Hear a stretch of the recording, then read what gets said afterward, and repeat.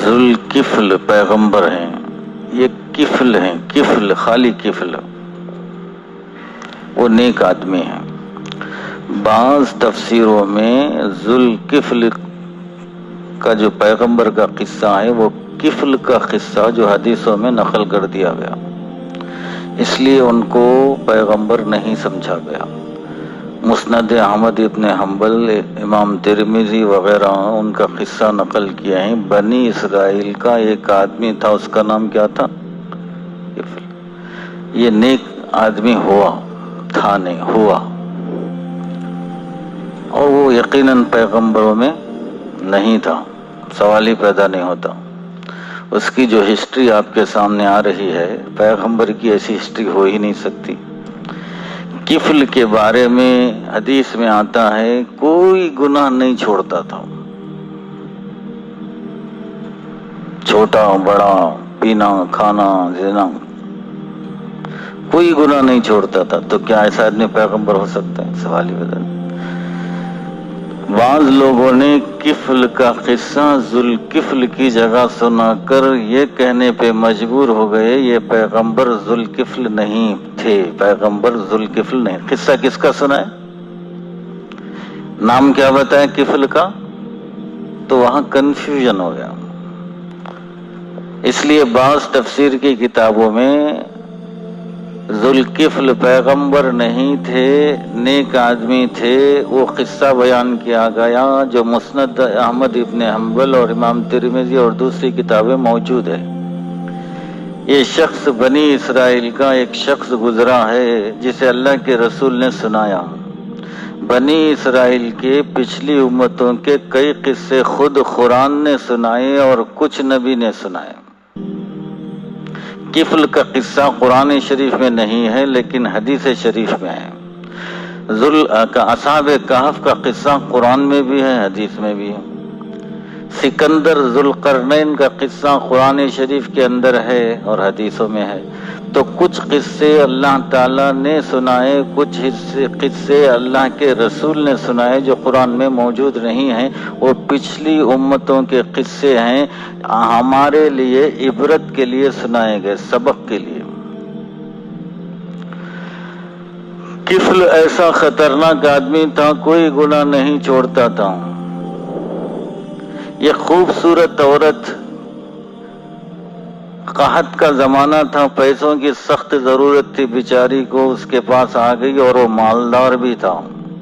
عام طور پہ گناہگار جو بڑے بڑے ہوتے ہیں وہ بڑے بڑے مالدار ہی ہوتے ہیں، غریب چھوٹے موٹے گناہ کر لیتا ہے، اتنی دور پہنچ نہیں ہوتی اس کی۔ یہ سب کچھ کر کے بھی پورا پوشیدہ رکھتا ہے، بہت نیک بن کے سوٹ بوٹ پہن کے آ جاتا ہے، اندر پورا گندا رہتا ہے، اندر پورا گندا، خطرناک ہے۔ یہ میڈیم گناہگار، لوئر گناہگار کام نہیں آتے اس کے سامنے، اتنا خطرناک۔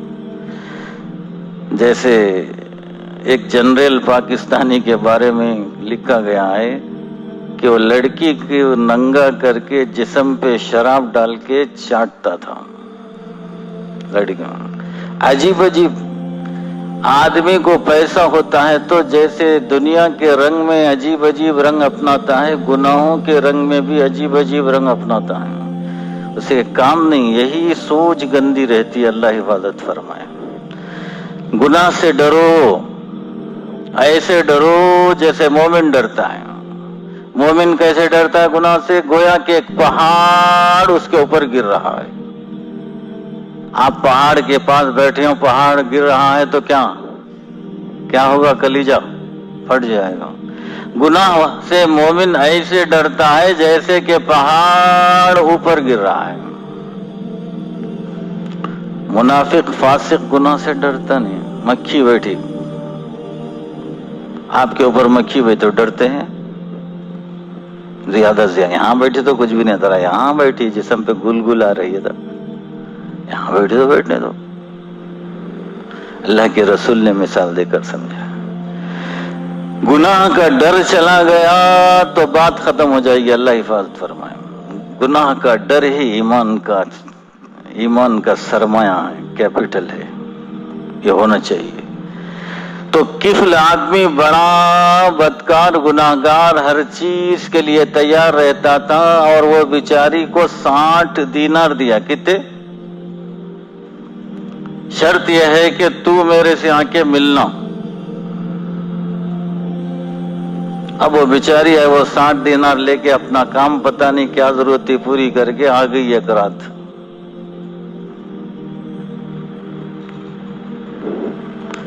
حدیث میں بڑا خطرناک منظر بیان کیا گیا ہے. یہاں جو لوگ بیٹھے ہوئے ہیں اس منظر کو جو شادی شدہ ہیں سمجھ سکتے ہیں. قعد مقعد الرجال عند المرأة، جسم پہ کانٹے آ جاتے ہیں. قعد مقعد الرجال عند المرأة، وہ اندر آ گئی، کمرے میں آ گئی، بستر پر آ گئی، اور وہ اس کے قریب ہو کر اس بیٹھک کو سنبھال لیا جو مرد سنبھالتا ہے عورت کے پاس. قعد مقعد الرجال عند المرأة، وہ پوزیشن لے لیا جو مرد لے لیتا ہے عورت کے پاس بیٹھک کی. اب جسم تو کھلا ہو ہی گئی، سوال ہی پیدا نہیں ہوتا. کتنی خطرناک الفاظ ہیں، میرے نہیں حدیث میں. جو شادی شدہ ہیں وہ اچھی طریقے سے سمجھتے ہیں. آدمی کو ایسے وقت میں ہوس گناہ سوار رہتا ہے، پاگل ہو جاتا ہے، پاگل پاگل. وہ بھی دور کی پوزیشن نہیں، اتنے قریب کی پوزیشن. اب تب اب وہ بیچاری کو آہیں نکل گئی، رونے لگی، ہچکیاں آ گئیں. بیچاری کیوں روتی ہے؟ لماذا تبکینا، کیوں روتی ہے؟ کیا میں کوئی ظلم کیا تیرے پر؟ کیا کوئی زبردستی ہے، ریپ؟ تیری مرضی سے تو آئی ہے، میری کوئی زبردستی ظلم تو نہیں تیرے اوپر؟ نہیں، لیکن میں زندگی میں کبھی یہ کام نہیں کی، مجھے ڈر ہوتا ہے. میں زندگی میں کبھی یہ کام نہیں کی، میری مجبوری نے مجھے یہاں تک لا کے چھوڑا ہے. دھائیں دھائیں رونے لگی. دیکھو، آدمی کتنا بھی گناہگار ہو، دل اچھا ہو تو جھٹکا لگتا ہے کبھی نہ کبھی. آدمی اچھا ہو، دل اچھا نہ ہو تو جھٹکے نہیں لگتے اسے. عمر رضی اللہ تعالیٰ عنہ خطرناک پوزیشن میں اللہ کے رسول کو قتل کرنے کے لیے نکلے تھے. چھوڑوں گا نہیں اسے، آج قصہ ختم کر دوں گا. لیکن قرآن کی آیت کو سناتا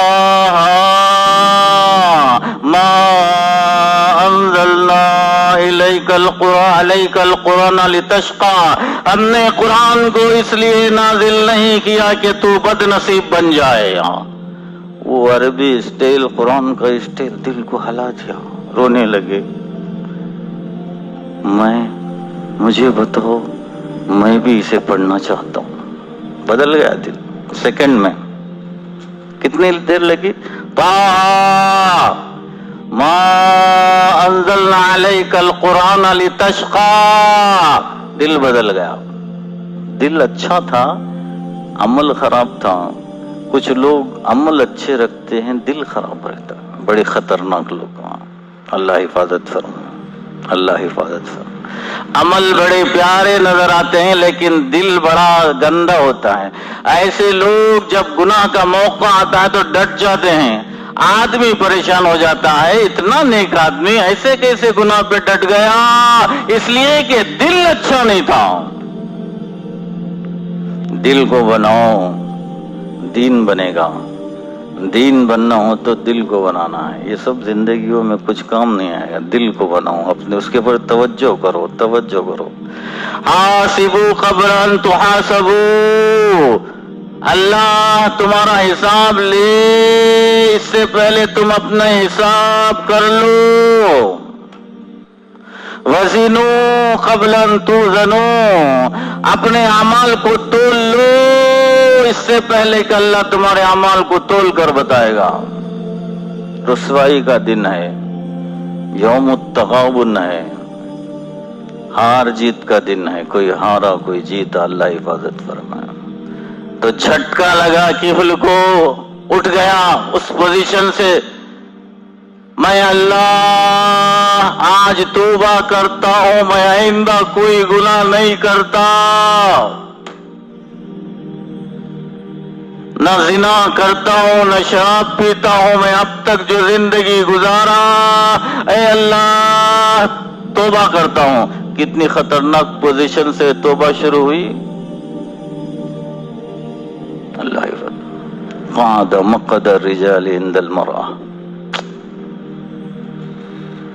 اور اللہ کی شان، اسی رات سے موت آ گئی۔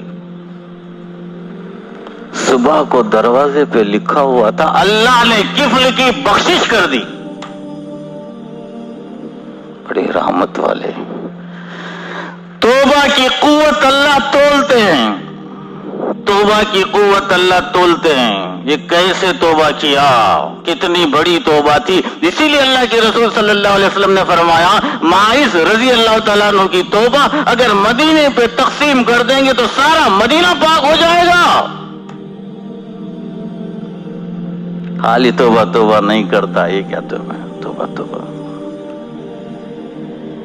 دل ہل جانا، وہ توبہ ہوتی ہے، دل ہل جانا۔ توبہ کرو، یا ایھا الذین آمنوا توبوا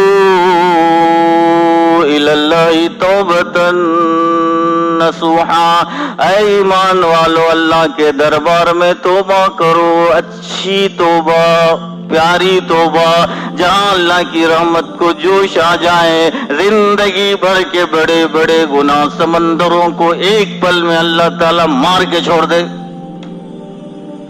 وہ بڑا تواب ہے۔ یہ ذوالکفل نہیں ہے، یہ کون ہے؟ کفل ہے۔ یہ ذوالکفل کی جگہ بعض لوگوں نے ان کا قصہ سنا دیا، اس لیے میں آپ کو بتا دیا ہوں۔